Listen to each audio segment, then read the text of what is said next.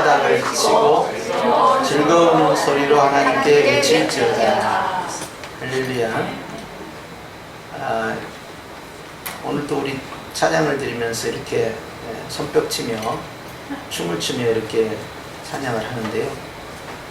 그 권위주의적이면서 좀 엄숙한 경건한 삶을 살았던 유대인 입장에서 예배와 관련돼서 춤 문화가 그렇게 발달되어 있지 않습니다. 그런데 경건한 유대인들이 하나님 앞에 예배 드릴 때 손뼉을 친다든지 또는 자기 몸을 찬양을 하면서 드릴 수 있는 것은 굉장히 파격적 행위예요. 이들이 이제 과거에 이제 이런 것을 한번 한 경험이 나오는데요. 그래서 홍해 바다를 가르고 바다를 건넌 후에 바로의 군대가 다 수장이 된 상황에서 그 홍해 해변가에서 이 해변 페스티벌을 엽니다. 그때 그들이 남자든 여자든 함께 춤을 추고 또 손뼉 치고 소고를 치고 장구 치고 이렇게 하면서요, 그들이 굉장히 격렬하게 그 기쁨을 드러내요. 최상의 기쁨이죠. 그래서 오늘 여기 시편 47편의 1절에 손바닥을 치고 즐거운 소리, 큰 소리, 기쁨의 소리를 외치는 것은요, 최대한의 이 감정 표현이 들어있는 거예요. 그것이 유대인들의 예배 문화 가운데 들어있다는 사실입니다. 이게 놀라운 거죠. 그래서 다윗이 하나님 앞에서 격렬하게 춤을 추는 그 자체가 다말이 봤을 때는 이해가 되지 않아요. 경건하지 못하다, 점잖지 못하다 이렇게 생각해 보지만은 실제 경건한 유대인들이 그것을 사람에게 보인 게 아니고 하나님께 보였기 때문에요, 그것은 그 자체, 몸짓 자체가 하나님 앞에 요제로 들어가는 거예요. 그것을 다말이 전혀 소화할 수 없었던 거예요. 믿음 자체가 약하기 때문에. 그래서 이제 저런 47편 7절 같은 그런 표현 같은 경우는 아주 격렬한 기쁨을 나타내는 예배다, 그렇게 할 수가 있어요. 그 다음에 이제 이 문화적인 그 차이는 있죠. 춤 문화가 발달된 그 문화, 특히 이제 타악기가 많이 발달되면서 춤 문화가 발달된 거. 박수 친 것도 타악기처럼 소리를 내는 거잖아요. 또 발을 구르는 거. 그럼 우리가 연상되는 그 문화가 아프리카 문화입니다. 근데 아프리카는 유독히요, 이렇게 춤을 춰요. 그리고 소리를 내고요, 또 발을 구르기도 하고 손뼉을 치기도 하고 그렇게 하면서 격렬하게 나타나요. 그런데 이제 우리가 정반대로, 자, 조선시대로 가겠습니다. 조선시대로 가면 테니스를 한다. 그럼 테니스는 누가 하느냐? 종들이 합니다. 종들이. 테니스는. 그러면 양반들은 뭐 하느냐? 그걸 이렇게 보는 거예요. 몸을 움직이는 것은, 이것은 양반의 문화에서 맞지 않는 거니까 비가 와도 어떻게 해야 됩니까? 걷는 거죠. 뛰면은 그것이 상끝이야. 그러니까 군자는 그리고 항상 대로행으로만 가는 거예요. 이렇게 하고. 이런 문화 가운데 있는 사람들에게 손뼉을 치며 발을 굴리며 악기를 치며 하는 것은 누가 합니까? 그것은 광패들이 합니다. 광패들. 그래서 광대라고 하죠. 굉장히 낮은 천민 계층으로 취급을 하는 그들이 이 조선시대 때 연예인들, 탤런트예요. 근데 완전히 비참한 삶을 살지요. 떠돌이처럼. 근데 그런 사람들이 하는 거고, 이제 양반 문화에서는 멀찌감치 구경만 하는 거죠. 그런데 저걸 예배에 적용을 해봐요. 어떻게 되겠습니까? 소화하기가 힘들죠. 문화를 극복하기가 어려워요. 그런데 주님을 딱 만나잖아요. 그러면 천상의 문화가 지상의 문화로 내려오는데요, 천상의 문화를 보라는 거예요. 가장 거룩하고 가장 경건한 천상의 문화에서는 어떻게 하느냐 이 말이에요. 모든 악기들을 다 총동원합니다. 천상 문화는. 그리고 모든 몸짓을 다 총동원합니다. 그리고 심지어는 날개 있는 천사들조차도 자신들의 날개를 다 펄럭이고 펄럭이면서 이 유교적 문화에서 뭐냐면 오도방정을 다 떨어가면서 하나님을 찬양해요. 천상의 문화는요, 몸짓, 발짓, 모든 것을 다 총동원 하는 거죠. 그래서 손바닥을 친다는 것을 문화적으로 수용을 못하는 시대가 있었어요. 지금도 이제 우리 이제 교단 안에서는요, 그 찬양을 뭐 한다든지, 뭐 특송을 한다든지, 또는 성가대가 뭐 하나님께 이제 노래를 드린다든지, 이렇게 할 때 박수를 치는 문화가 아니에요. 우리는 공식적으로 박수 안 칩니다. 그럼 박수 치면 뭐가 문제가 있느냐? 게 박수는 왜 못 치게 하느냐 하면은, 박수는 사람에게 가버린다는 거예요. 그러니까 그 사람에게 박수를 안 쳐준다. 그래서 박수를 안 쳐요. 그러면 그 외에는 박수를 쳐야 될 거 아니에요. 그 외에 찬양 문화에서 그것도 굉장히 인색합니다. 엄중하면 엄중할수록 굉장히 인색해져요. 그런데 성경의 문화는 그 누구보다도 경건한 유대인들에게 있어서 손뼉을 친다는 것은 최상의 기쁨을 표현할 때 나타내는 것이다. 그래서 온몸으로 찬양을 하는 거예요. 자, 이것은 주님과의 아주 밀접한 관계에 들어있는 지극히 거룩한 찬양의 제사를 드릴 때 나타내는 것이었다 하는 걸 알 수 있기 때문에, 사실 문화적인 충돌이 일어날 때는 이제 이것을 수용을 못합니다. 그런데 이 문화는 변화돼야 할 문화이고 극복돼야 할 문화이지, 이것은 정해져 있는 룰이 아니라는 걸 알아야 돼요. 그러니까 과거에 우리가 그만큼 어렸을 때부터 보수적으로 성장한 그런 교회에서 자라난 사람은요, 예배 시간에 아멘도 하기가 힘들었어요. 그때는 가만히 드려야 됩니다. 아멘이라고 함으로써 흩어져 버린다 이거예요. 예배가, 분위기가 조용히 돼야 돼요. 이런 문화 속에서 자라온 환경이기 때문에 굉장히 적극적인 이런 몸찬양이나 이런 손뼉 찬양을 한다는 것은 쉬운 게 아니고, 부흥회 때만 허용이 돼요. 저게 부흥회는 예배가 아닌 거야. 그럴 때만.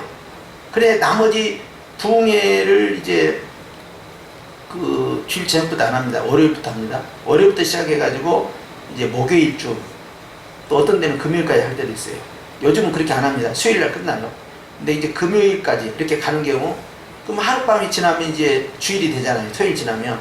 그러면 일주일 동안의 부흥회가 그렇게 잘 성회로서 마쳤음에도 불구하고 주일날은 똑같아요. 그 지난 부흥회하기 전 주일과 부흥회한 후의 주일은 변함없이 똑같은 문화, 그 컨셉으로 들어가는 거예요. 그럼 이것이 성경적이냐 하는 거예요. 그건 성경적인 것이 아니고 그 지역의, 그 교회의 문화일 뿐이에요. 근데 우리는 그것을 어떤 절대가치라고 생각하는데 전혀 아닙니다. 복음을 제외한 모든 문화는 다 갈아입는 거예요. 봄이 되면 봄대로, 여름이 되면 여름대로 옷을 갈아입는 것과 똑같아요. 감히 어떻게 예배당 안에 이 드럼이 들어올 수 있느냐? 이것은, 드럼이 들어온 것은 온전한 악기가 아니다. 그래서 감히 드럼이 들어올 수 없었어요. 그때는 기타를 친다는 것도 이게 불경하다. 기타, 그런 시대가 있었어요. 네. 그리고 심지어는 종교개혁 시대 때는 어떻게 교회 안에 피아노가 들어올 수 있느냐? 피아노는 그것은 술집, 선술집, 카페에서 다루는 악기인데, 감히 예배당에는 이제 파이프 오르간 같은 거 있죠. 이제 그런 거 경건하고 은은하고 가톨릭 문화와 맞는 것이 들어야지, 저렇게 말이야 재즈도 할 수도 있고 말이죠. 저런 악기가 어떻게 예배당에 들을 수 있냐? 그건 금지다. 그것이 종교개혁 시대 때도 가지고 있었어요. 그런데 문화는 다 바뀝니다. 본질이 절대 아니에요. 그래서 우리가 전통적으로 해왔던 문화가 성경적이라고 생각하면 나중에 우리가 실수하게 되는 거예요. 다 바뀌어요. 네가 감히 왜 여기 있는 거야? 감히 있을 수 없었던 거죠. 그건 아무리 없어요. 심지어 이제 예배 시간에 예배용 찬양이 따로 있다. 그래서 1장부터 62장까지는 예배용 찬양으로 들어간다. 그리고 나머지 찬양은 복음성가다. 뭐 이런 식으로 주장은, 어떤 분은 또 아멘이 붙어있는 곡은 예배용이고 아멘이 안 붙어서 예배용이 아니다. 실제 그렇게 가르쳤어요. 신학교 안에서도. 그리고 복음성가는 예배 전용이 아니고 전도용이기 때문에 감히 부를 수 없다 그랬어요. 그런 게 다 무너져 갑니다. 복음의 본질과 아무 상관없는 이야기들을 하고 있는 거예요. 지금 모든 찬양은요 다 부를 수가 있어요. 예배 시간에 복음 선포라고 해서 아무 상관없습니다. 근데 이게 고정관념이 딱 정해져 있는 거야. 예배의 누를 맞는 거. 그 예배의 누를 어디서부터 시작됐냐고. 누가 가르쳤는데? 사도들이 가르쳤습니까? 아니요. 그 시대의 문화가 그걸 만들어내는 것 뿐이에요. 근데 그것을 전통적인 것을 성경적인 것을 다 가르친 거예요. 이 과감히 깨져버려야 돼. 이것은 고정관념이 깨진다는 건요 기존에 익숙해했던 문화.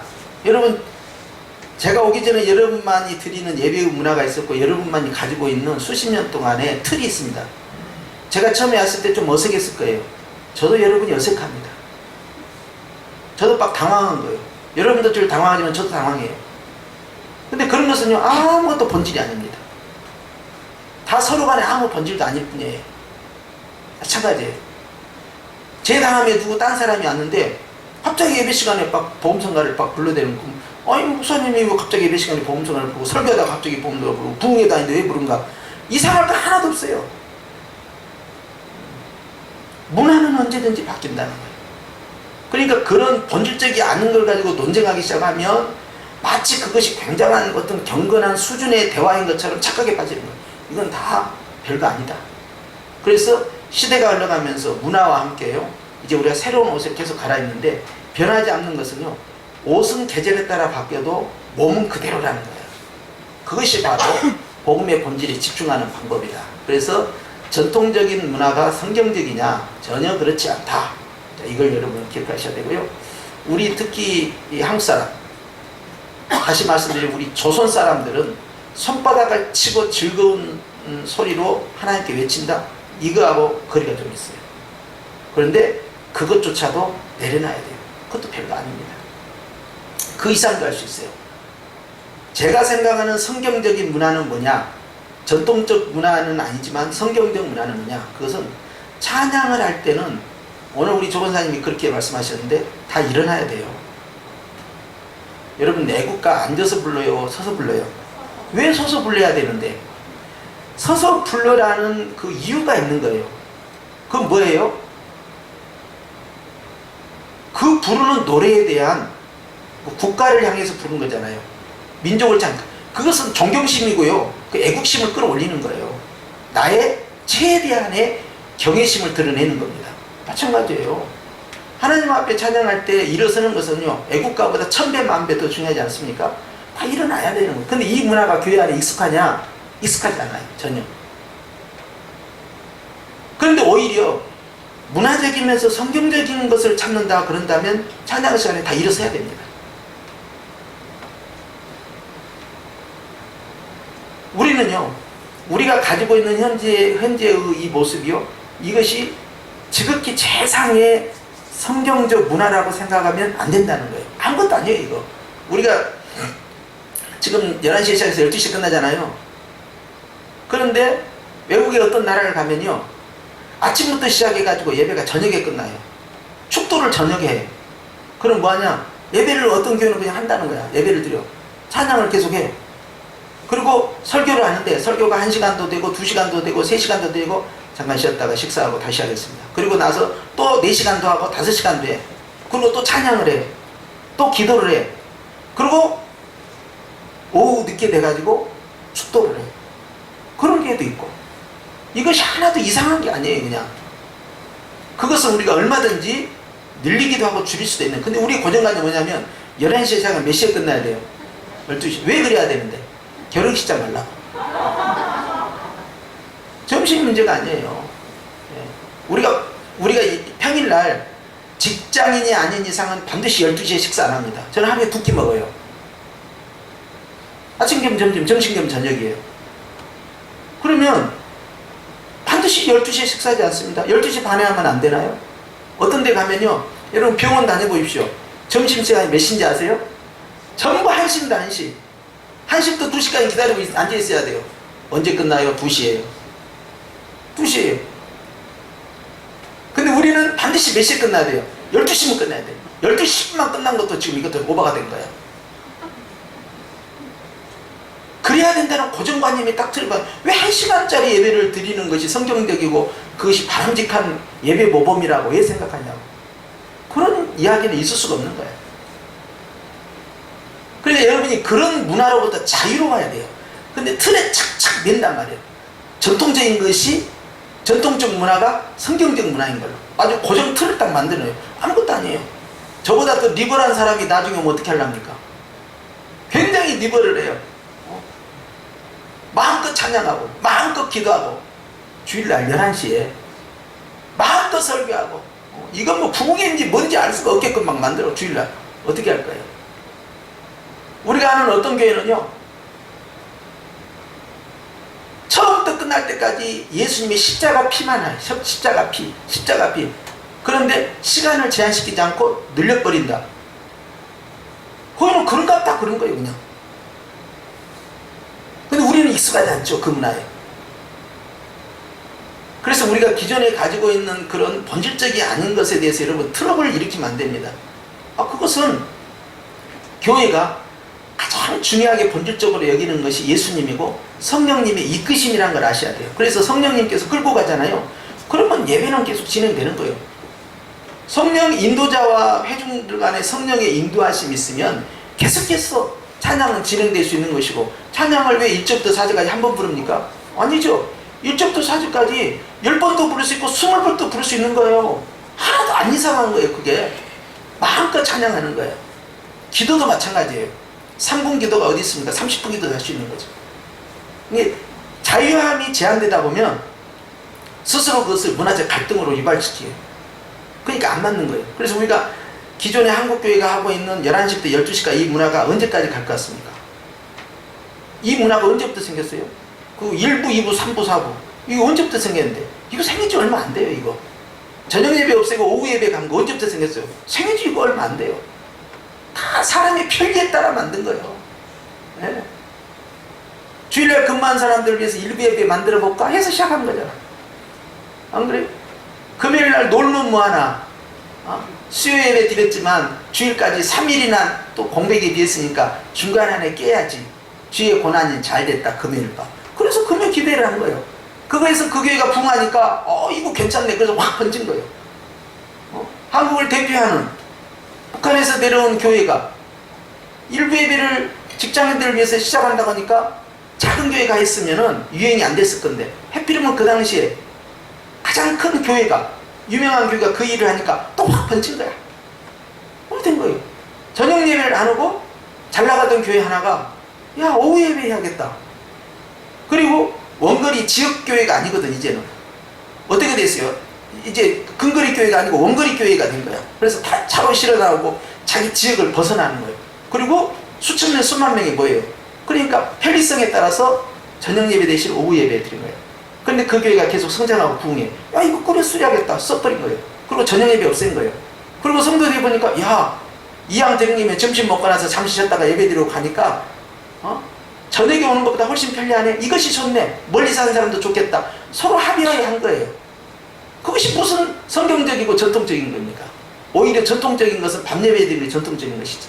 그렇잖아요? 어떻게 보면 전통이라는 걸 깨지기 위해서 있는 거예요. 제가 굉장히 급진적이에요. 왜 급진적이게 아십니까? 본질이 아닌 것은 아무것도 아니라는 생각 때문에 그러는 거예요. 오직 성경만이 본질이고 예수님만이 본질이고 성령의 인도하심만이 본질이에요. 그러니까 이 틀로부터 우리가 고정관념을 참 깨버려야 됩니다. 나머지는 아무것도 아닌 거예요. 우리가 지금까지 그렇게 해왔기 때문에 그것이 옳다라고 생각하는 그 자체를 내려놔야 돼요. 아무것도 옳은 것은 없어. 처음부터 그냥 그렇게 서로 야속을 하고 그렇게 해왔던 것 뿐이지, 그걸 가지고 진리 싸움처럼 2다인에 3다인에 싸울 만한 이유는 하나도 없는 거예요. 그게 주일날 저렇게 손뼉치고 춤을 추면서 서가지고 찬양을 한다고 해봐요. 그런데 그 교회가 작은 조그만한 교회일 때는 문제가 안 돼. 그런데 중형교회급 이상인데 그 교회가 그 방식을 가지고 주일날 11시 예배 때 찬양할 때마다 성도들이 쓴다. 그리고 설 때마다 찬양을 박수를 치면서 하고, 심지어는 의자 안에서 의자 밖에서 빙글빙글 빙글빙글 돌면서 춤까지 추면서 예배를 드린다. 조사 처리가 시작됩니다. 혹시 문제가 있는 건 아닌가? 경건한 예배 모범을 위반한 건 아닌가? 헌법상에 있어서 이것은 뭔가 검토해 볼 필요가 있다. 당장 조사 처리가 돌아요. 그것이 무슨 본질에 관한 이야기냐고. 그렇게 해야 된다는 예배봉을 누가 만들었는데? 어디를 근거하고 있는데? 초대교회가 그렇게 했냐고. 초대교회는 어떤 예배를 드렸어요? 전혀 다른 이야기들을 하고 있는 거죠. 이런 걸 생각한다면요, 항상 저는 그걸 생각합니다. 제가 경험하지 않는 파격적인 예배 문화나 파격적인 어떤 목회 프로그램이 나오면 저는 그것을 성경을 의식하면서요, 내가 지금까지 하고 있었던 전통적인 것이 부족하고 저 사람이 하고 있는 것이 더 성령의 이끌림이신가를 먼저 생각을 하는 거예요. 정지하기 전에.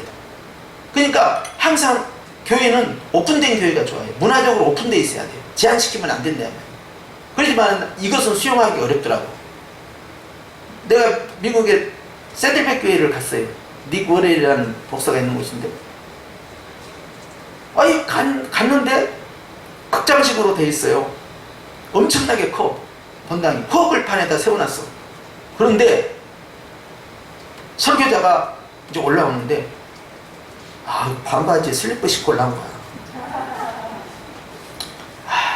나 그것은 수용이 안 되더라.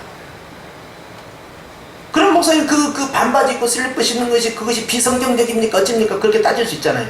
나는 비성경적이라고 봤어. 왜 그랬느냐? 그것은 내가 생각하는 하나님 앞에의 경외심과 예배를 드리는 복장에 대한 기본 룰이 뭐냐면, 나는 최상의 아름다움으로 최대한의 깔끔함을 통해서 하나님 앞에 내 자신을 드려야 된다고 생각하는 문화예요. 나는 그것이 성경적 문화라고 봐요. 하나님 앞에 드리는 천상의 예배자들도 최상의 의복을 갖춰 있는데 말이죠. 나는 그런 면에 있어서 슬리퍼 짝짝 긋고 반바지 입고 나와서 그것도 티셔츠로 그렇게 설교하는 설교자를 수행하기가 어려웠어요. 과연 그것이 하나님 앞에 최상의 예배냐? 나는 그건 아니었다고 보는 거지. 내가 거기까지 수용하는 것이 그것이 오히려 성경적이다, 나는 그렇게 생각하진 않아요. 저것은 하나님 앞에 경건하지 않다라고 나는 평가합니다. 나는 더 아름다워. 옷도 예뻐야 되고 복장도 더 단장해야 되고, 그런 상황에서 주님 앞에 내 최상의 것을, 그래서 주일날은 옷을 다 바꿔 입어요. 속옷까지 다 바꿔 입어야 돼요. 주일날은 새 것으로, 예배드리기 전에는 새 것으로, 그리고 샤워해서 최상의 모습으로, 가장 예쁜 모습으로 누구께? 주님께 내 자신을 드리는 것.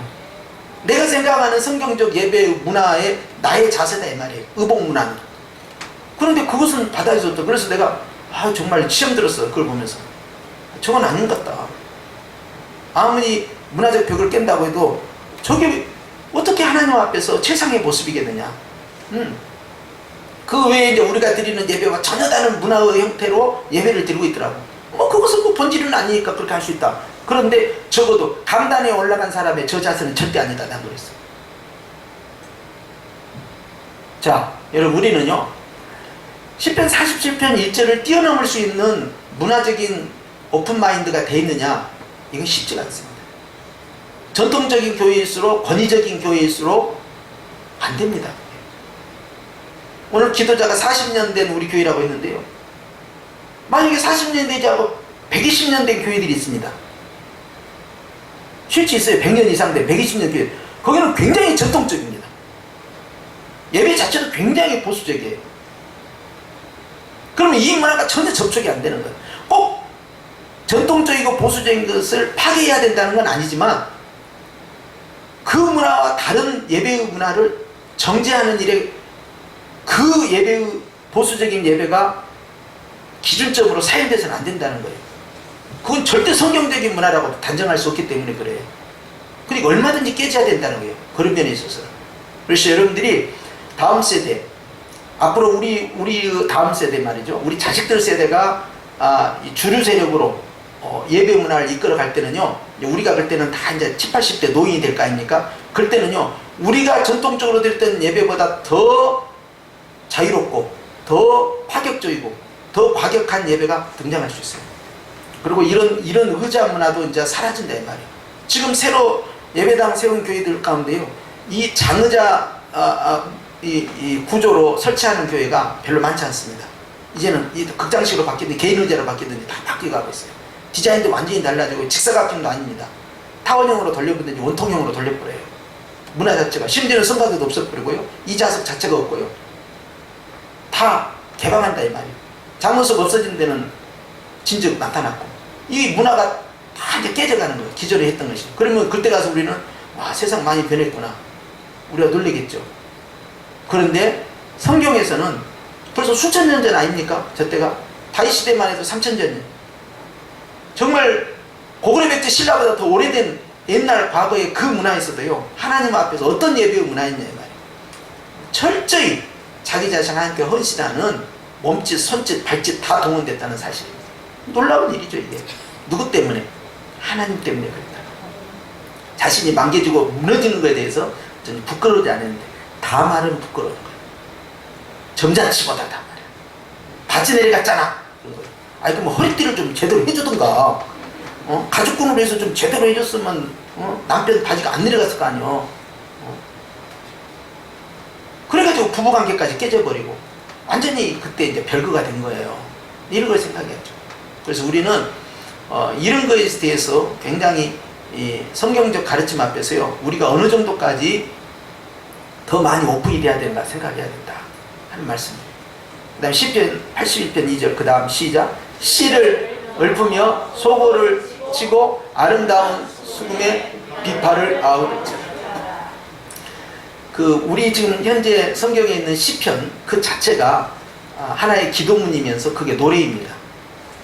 여러 번 말씀을 드리지만 우리 판소리, 국악의 판소리와 같이 이 시편은 히브리어가 이 높낮임이 있어요. 그러니까 중국도 성조가 있다 이 말이에요. 높고 낮음이 있어요.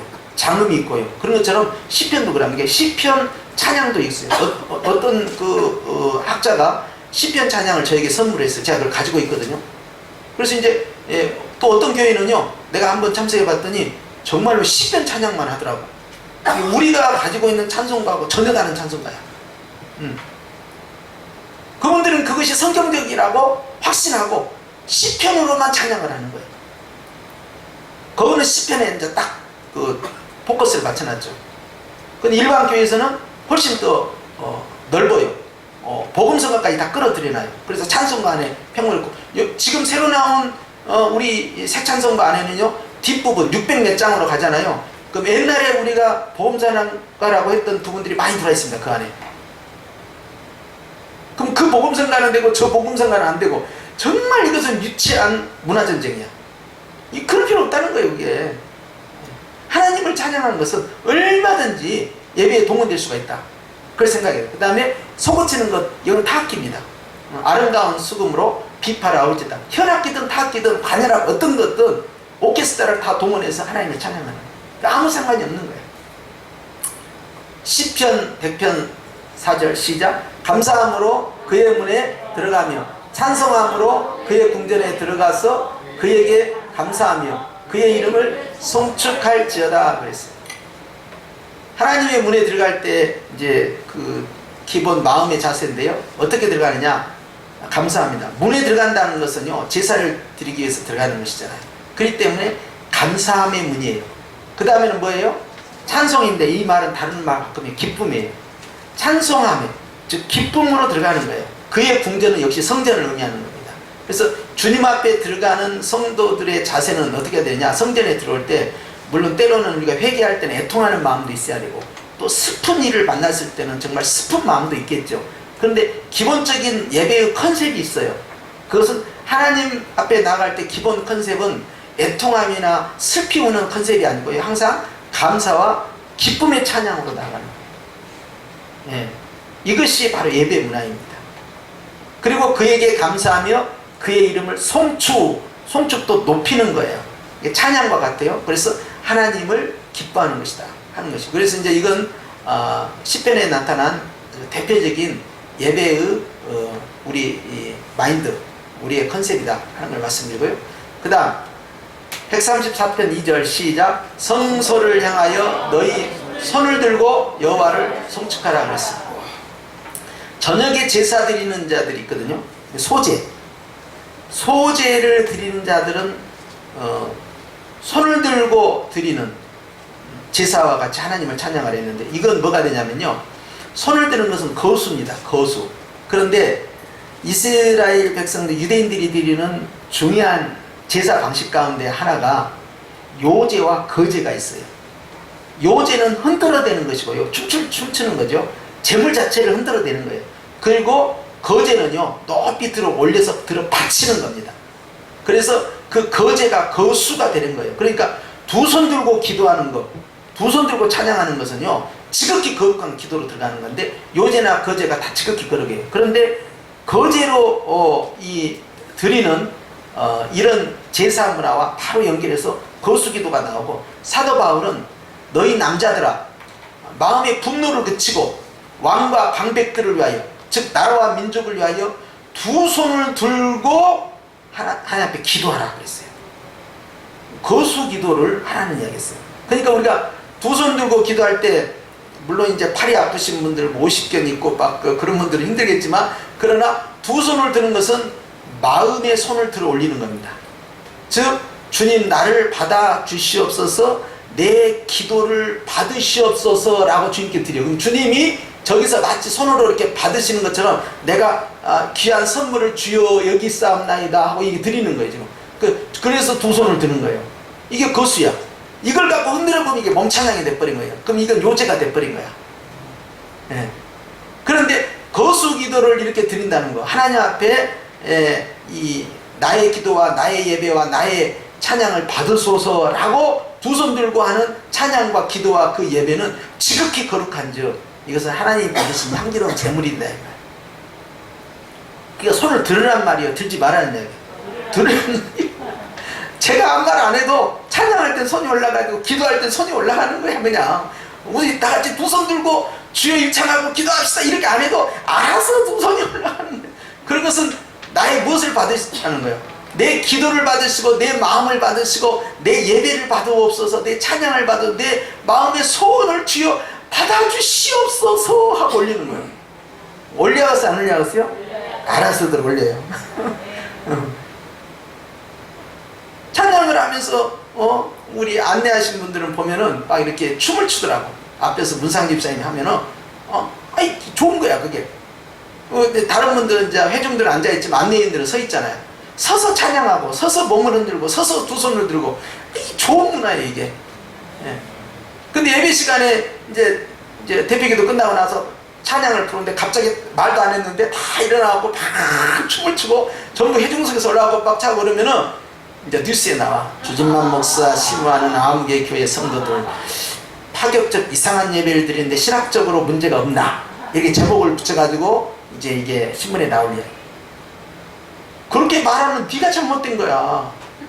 성령이 흥겨워서 하나님 앞에 내 몸짓, 발짓, 손짓, 눈짓 주님께 드리겠다는데 뭐가 문제인데 그게 안 하는 것이 이상한 거야. 오히려 하는 사람이 왜 정죄가 돼야 되는데, 근데 다 안 하는데 한 사람이 일어나서 막 그렇게 찬양을 해. 그러면 예배에 방해되게 말이야. 왜 저럴까? 나는 그럴 필요 없다고 보는 거야. 그냥 놔둬요. 그것은 자기가 기쁨으로 찬양하는 건데 왜 그것이 정죄를 받아야 되느냐고. 오히려 안 하고 있는 사람이 더 미안하지 않나? 성령님께 나는 그렇게 생각하는데. 그렇기 때문에 여러분 마음을 오픈을 해야 돼요. 이것 가지고 본질의 싸움이 아니다. 자, 그 다음에 보십시다. 시편 141편 2절이죠. 시작. 나의 기도가 주의 앞에 분향함과 같이 되며 나의 손드는 것이 저녁 제사같이 되게 하소서. 여기 나왔네요. 손드는 것이 저녁 제사. 그래서 우리가 상번제를 드리잖아요. 그러니까 오전 번제, 아침 번제는 9시에 드리고 오후 번제는 3시부터 시작한단 말이에요. 그런데 그때 저녁 제사를 드리는 사람들은 손을 드는 것이, 이것이 거제 그리고 요제가 되는데, 그런 것처럼 내가 드리는 기도가, 내가 드리는 찬양이 이와 같이 되기를 원한다는 거예요. 그것은 뭐예요? 지극히 거룩한 기도가 되는 거예요. 근데 여러분 아셔야 합니다. 하나님의 지성소 안에 들어가는 향기로운 향기도 있죠. 지극히 거룩한 향기도. 여러분 요한계시록 5장에 보니까요, 그것은요 감사의 기도였어. 그러니까 두 손 들고 하나님께 감사하고 두 손 들고 하나님께 찬양하며 기도하고 예배를 드린 사람은요, 그건 지극히 거룩한 향기도를 하나님께 들어 올리는 거예요. 내 마음을 받으시옵소서, 내 입술을 받으시옵소서, 내 예물을 받으시옵소서. 내가 주님을 찬양하나이다. 주님을 기뻐하나이다. 주여 내 감사를 받으시옵소서. 지극히 향기로운 제물로 주의 보좌 앞에 지성소로 들어가는 기도다. 그러니까 이건 하라는 거예요, 하지 말라는 거예요? 알아서 해야지. 네. 얼마나 이게 중요하냐고요. 그래서 이 마음의 거수기도, 또 이 육체의 거수기도, 또 마음의 거수찬양, 또 이 육적인 거수찬양, 전부 귀한 것이다. 149편 3절 시작. 춤추며 그의 이름을 찬양하며 소고와 수금으로 그를 찬양할지어다. 그래서 그 다음에 뭐라고요? 춤을 추라는 거예요. 네. 다윗이 춤례대를 드렸을 때, 춤찬양을 했을 때, 보통 우리가 춤 그러면은 춤추는 여인들이 있어요. 그래서 축제 때는 춤을 추는 여자들이 있어요. 유대인들 문화에도 춤은 여자들이 췄어요. 그런데 예배당 안에 들어가면 그렇지 않습니다. 솔로몬의 성전에 들어가면요, 누가 노래를 합니까? 남자들이 합니다. 누가 악기를 다룹니까? 남자들이 합니다. 여자들은 들어가지도 않고 있어요. 여인의 뜰은 따로 있어요. 그 남자들이 누구입니까? 레이지파야. 그 남자들이 누굽니까? 성가대가 제사장이야. 지극히 경건한 자들이죠. 지극히 권위주의적일 수밖에 없는 직책을 갖고 있어요. 그런데 그 제사장과 그 레이지파 사람들이 악기를 다루고 노래를 부른다는 사실이에요. 이 얼마나 중요하냔 말이죠. 하나님 앞에. 그런데 춤까지 춰. 얼마나 기쁘기에 다윗이 그랬을까 생각해요. 얼마나 기쁘기에. 얼마나 기쁘면 저렇게 춤을 출까. 여러분 생각해 보세요. 탕자가 아버지를 떠나서 나갔다가 아버지 집 가까이 와서 저 언덕에서 동네 어귀에서 보인단 말이에요. 아버지가 우리로 표현하자면 버선발로 뛰어간 거야. 점잖게 간 것이 아니에요. 버선발로 팍 뛰어간 거야. 그러는 얼싸안고 춤을 춘 거예요. 볼에다 입을 맞추면서 아이고 우리 아들 살아왔네 살아왔네 하면서. 그것이 망측합니까?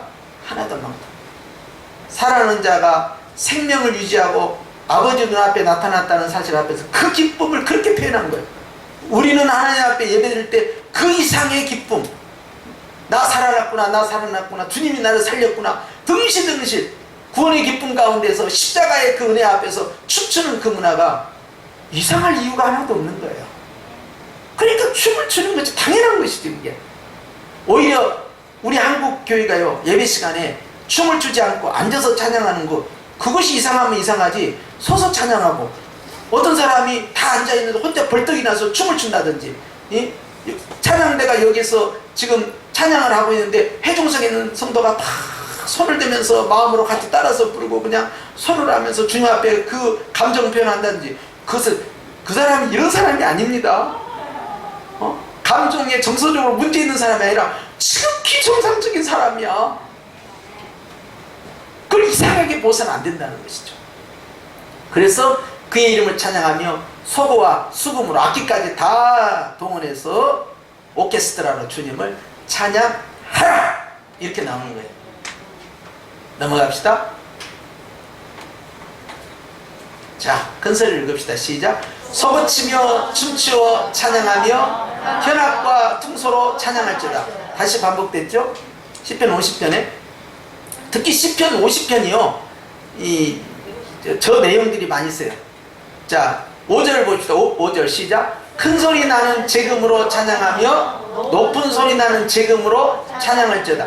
계속 악기를 동원하고 있고요, 춤을 추고 있고요, 그리고 이 큰 소리로 한다. 이렇게 하면서 아주 굉장히 이 찬양이 아주 축제 분위기로 몰고 가는 거예요. 그러니까 예배는 축제예요, 진짜. 여러분, 우리가요 경건한 예배도 정말 필요합니다. 고요한 기도도 필요합니다.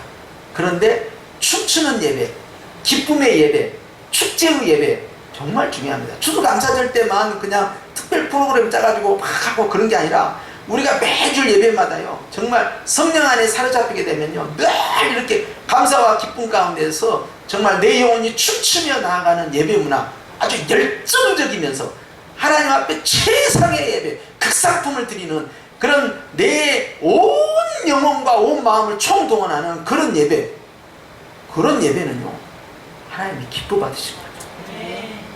그걸 매 주일마다 우리가 말이죠 만들어내야 돼요.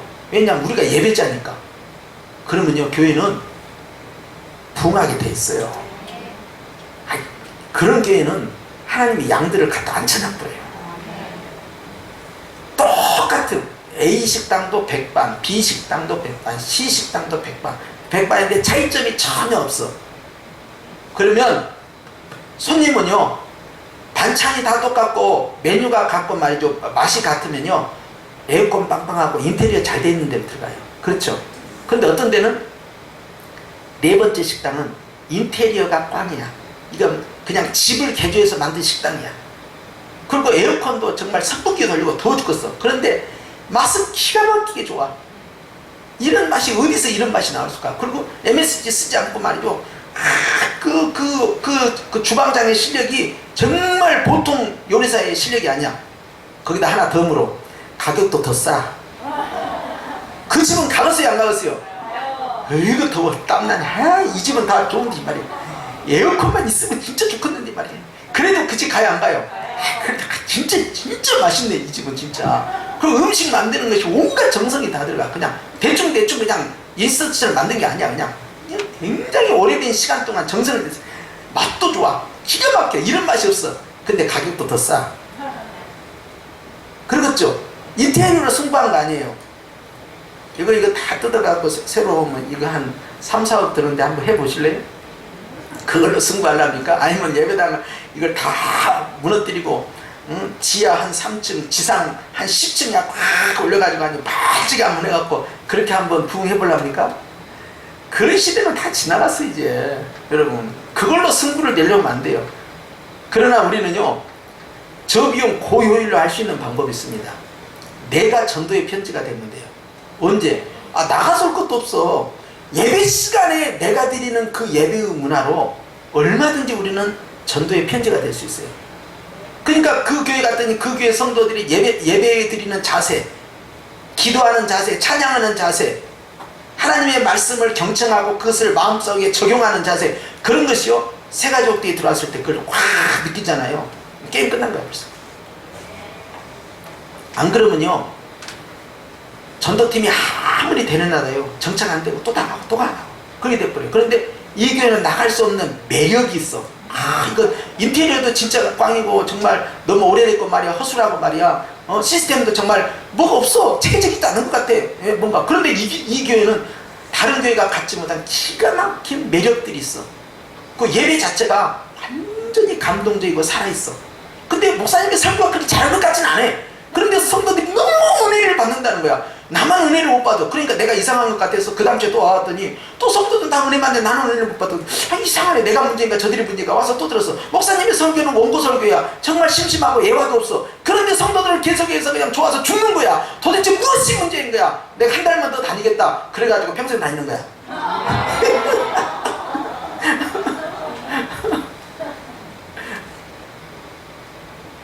지금 이 코로나 시대는요 많은 분들이 그렇게 말을 해요. 이제는 예배로 승부를 내라. 정말 하나님 앞에 드려지는 천상의 예배와 같이 그 예배로 승부를 내서 코로나 이전의 예배와 코로나 이후의 예배는 완전히 다르다는 걸 보여줬을 때요 교회는요 평안을 누리고 새로 오신 분들은요 거기에 바로 정착을 합니다. 여러분 우리 모두 다 전도인이에요. 우리 모두 다 하나님의 천상의 예배위원들입니다. 여러분 그래서 여러분은 모르겠지만 저 뒤에 있는 이제 우리 오전사님은 저 예배드리는 모습을 다 이렇게 봐요. 그런데요 세 가족이 봅니다. 세 가족은 되게 앞에 앉아요 뒤에 앉아요? 앞에 앉은 것은 서건사님이 끌고 와서 앞에 앉은 거야. 대부분은 어디 앉아요? 뒤에 앉습니다. 비교 분석 판단 다 합니다. 레이저로 쫙 영상 쫙 돌립니다. 쫙 안 거쳐가면서 성가대 한번 쫙 봅니다. 방송이 싹 봅니다. 지금 이렇게 자막 쓰는 교회가 얼마나 있을 것 같아요? 되지 않습니다. 그러면 큰 화면 뭐 LED 같은 거 쓰는 거 있는 것 같죠? 요즘은 또 그것도 안 쓴다니. 그럼 도대체 뭘 쓰요? 그러니까 이제는 또 바뀌었다는 거야. 프로젝터 쓰지 않고 120인짜리 말이요. 이 평면으로 된 말이요. 아주 크디한 정말 선명하더라고. 막 그런 걸 갖다 쓰고요. 어떤 교회는 지하교회를 갔더니 세상에 말이죠. 지하에 햇빛이 들어가요. 아니 그래서 이 교회는 어떻게 해서 햇빛이 들어옵니까? 그러니까 그 담임 목사가 나를 끌고 목사님 이게 지하교회인데 햇빛이 들어오는 원리를 알려드리겠습니다. 이게 뭐냐고 하니까 밖에서 햇빛이 들어오잖아요. 그럼 그 햇빛을 바깥쪽에서 받아요. 받아가지고 그것을 반사를 시킵니다. 반사를 시키니까 저 카메라 있는 저쪽에다가요. 그 반사하는 오목렌즈 있죠. 그것을 여러 개를 설치했는데요. 그 빛이 그걸 딱 쏴요. 그 쏘니까 그 빛이요. 쫙 강대상으로 날라와. 빛이. 그래서 강대상만 쏘려면 강대상으로만 쫙 오게 만들고요. 아니면은 이 전체를 다 비치려면요. 그 반사된 그 거울을 통해서 전체를 비치더라고. 지하교회를 또 그렇게 해놨더라고. 화내. 그리고는 교회에 들어가니까 향이 확 나니까 이게 무슨 냄새죠? 그러니까 편백나무로 돌렸습니다. 편백으로 돌려버린 거야. 네?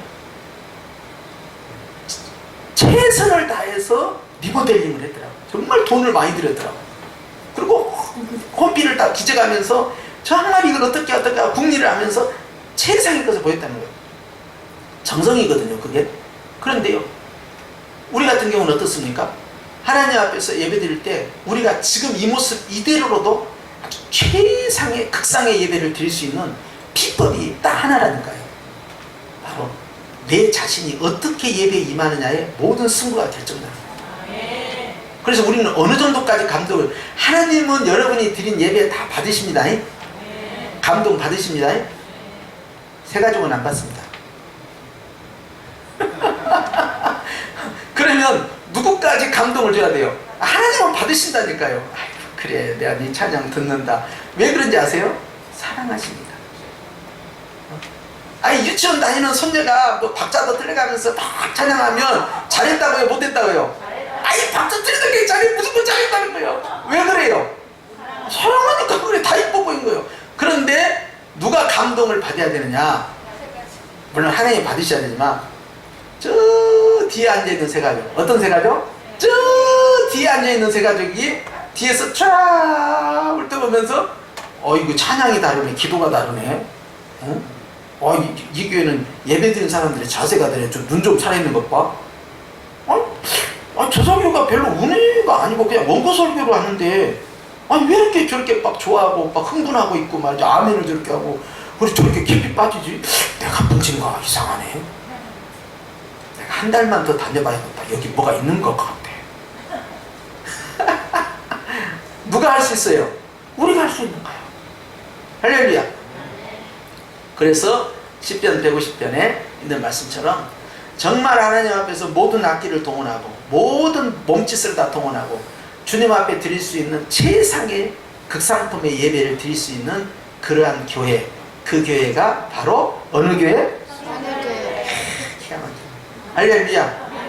그러니까 여러분들은 다 11시 예배의 예배위원이고 예배 기획자고 예배 연출가가 돼야 되고 예배의 주인공이 돼야 되고, 그리고 그 감동은 하나님께만 가는 것이 아니라 저 뒤에 있는 새 가족까지 가져야 돼요. 그것이 소문난 교회예요. 여기까지 해서 신약을 마치도록 구약을 마치도록 하겠습니다. 할렐루야. 기도하십시다.